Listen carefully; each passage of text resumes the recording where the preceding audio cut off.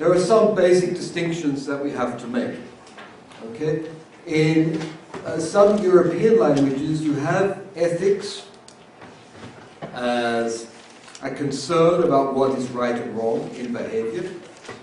And then you have a word, deontology,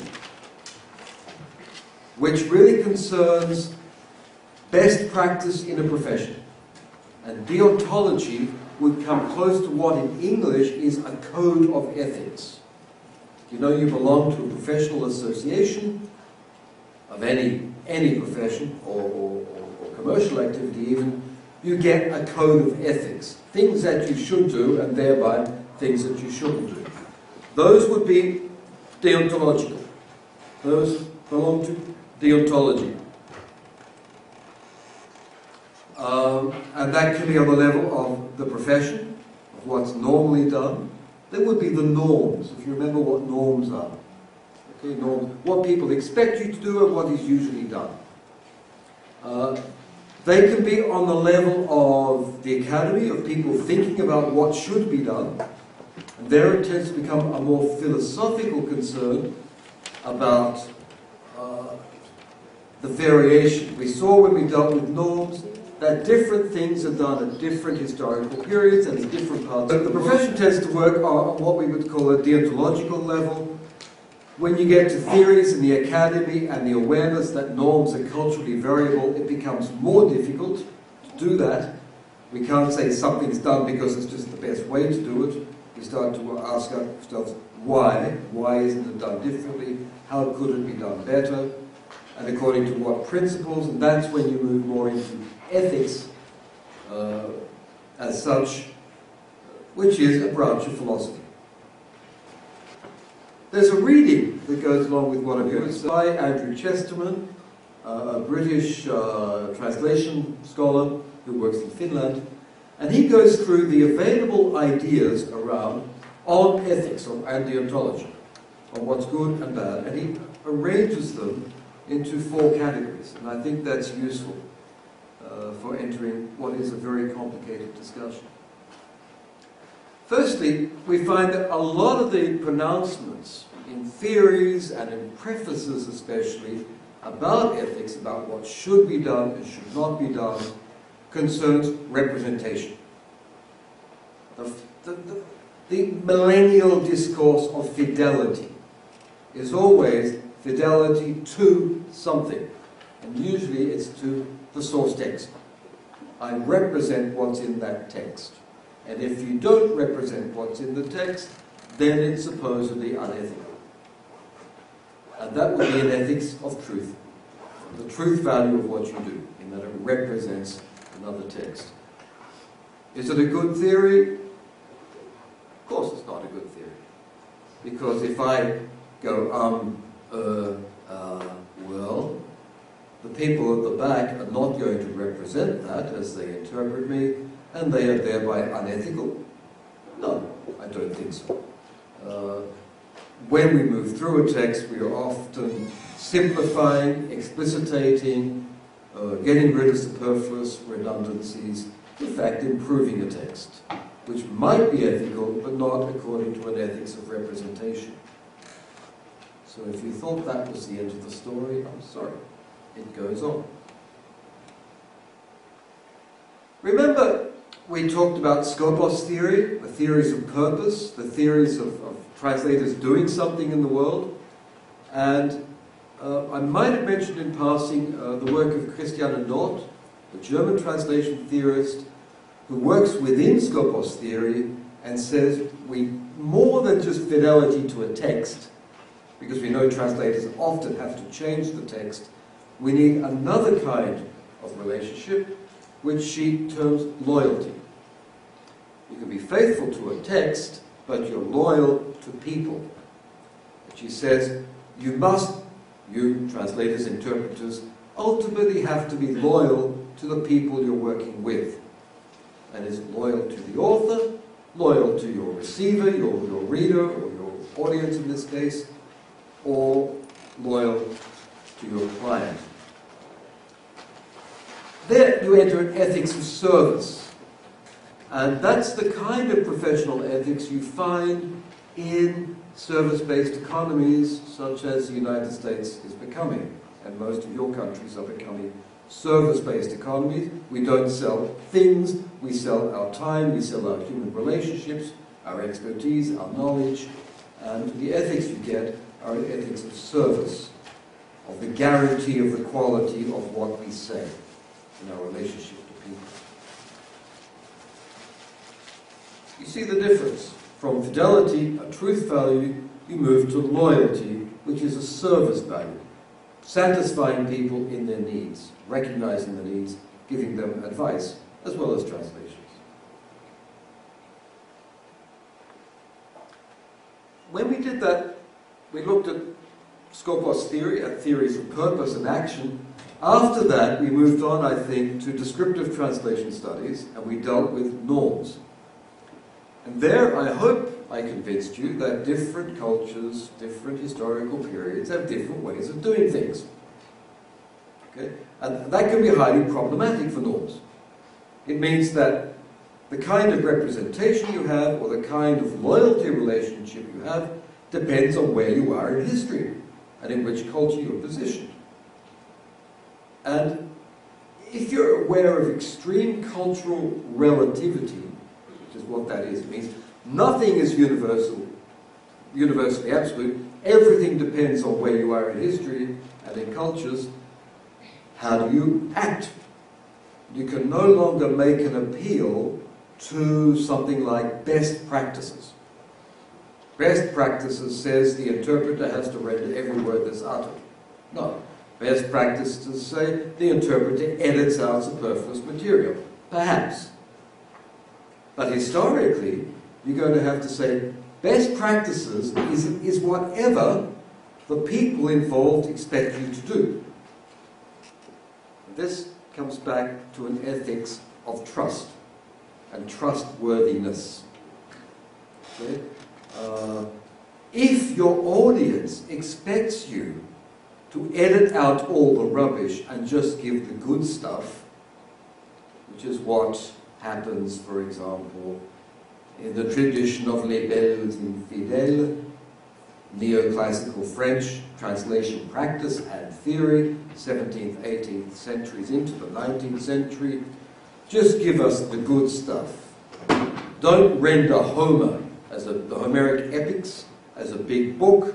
Reduce it down to something I can read. About 50 or 60 pages would be nice. Or the French at the end of the 19th century, the French were pretty good on this, explicitly, I've got one translator who explicitly defends his translation of Tolstoy, War and Peace, coming out at 1/3 of the length. And he just says, bah, it's too long for a novel. A novel has to be this length. War and Peace is too big. I've just given you the good bits. Okay? And at that place, in that place and time, that was what people expected the translator to do.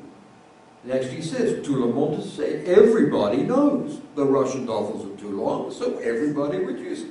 And as long as they all know this, and they know it's happening, can we say it's unethical? The fact is, the readership trusts the translator to do it.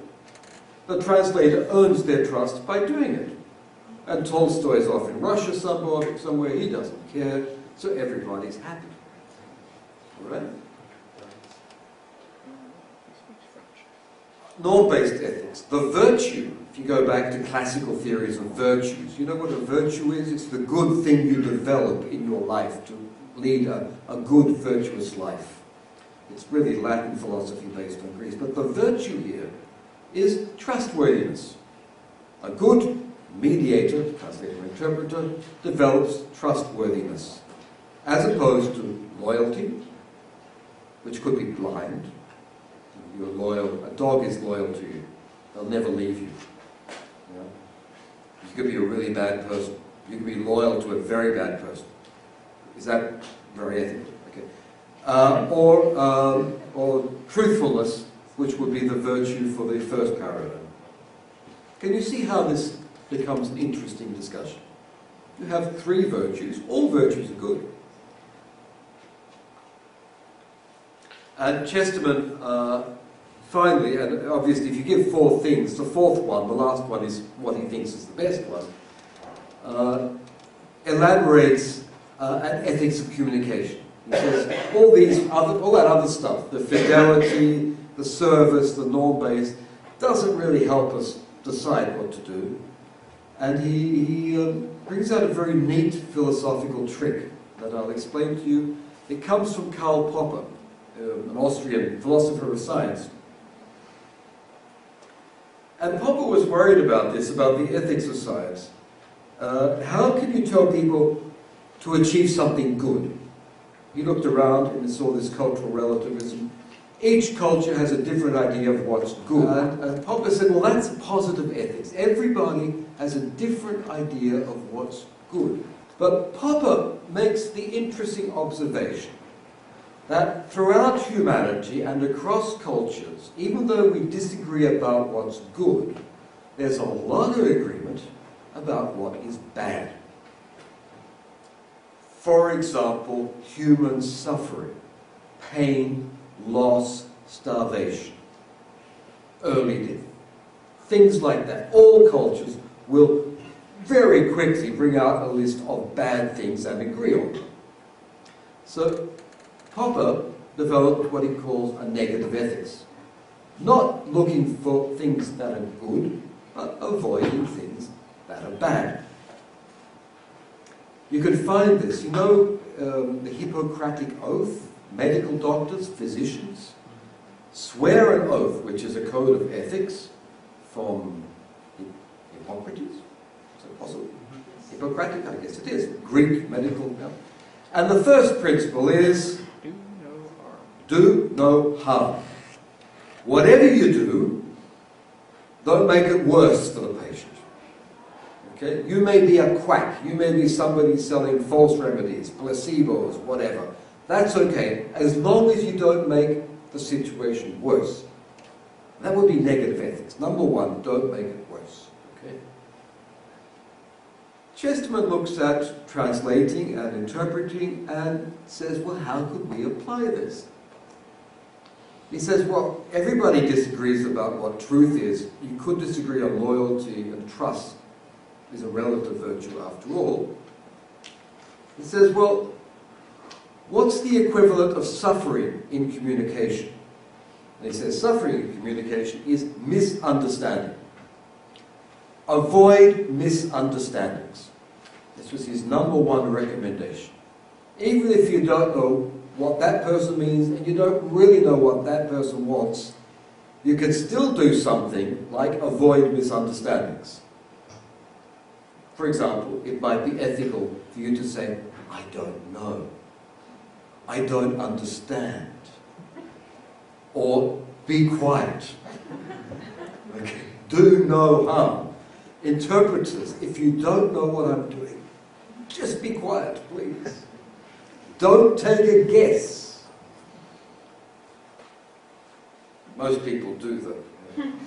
Next week I deal with risk management. And this is part of it. When you can and do take guesses. But the negative ethics would be just stay with what will minimize misunderstanding.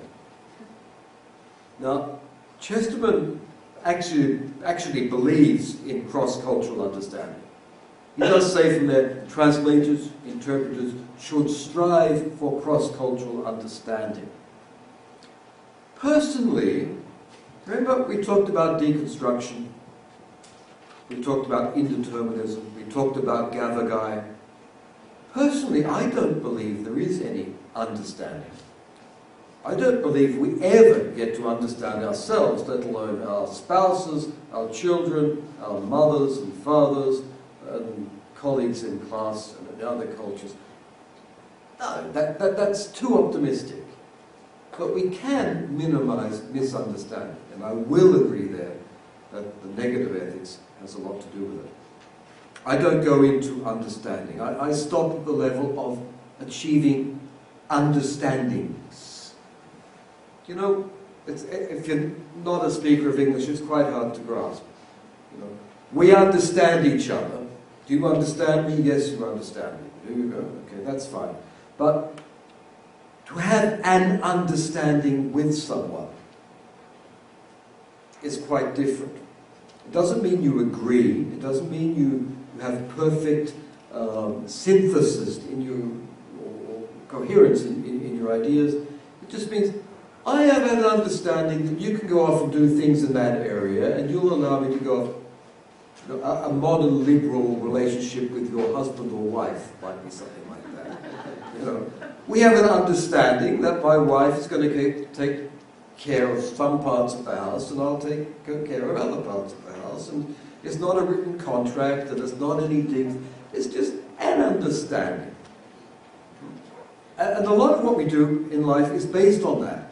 Not understanding the other in any deep sense, or understanding what they said, but an understanding that we're going to get along in life, allowing leeway to the other person and asking for some leeway for ourselves. That kind of understanding, I think, is what we get in many, many situations in international relations as well. Ethics of communication. I agree with reduce misunderstanding. From there, if you can do anything better than that, good on you. What do we do when these four things clash? What do you do when loyalty to one party means you have to sacrifice part of the text? It suggests we need something a little beyond these four paradigms that are available.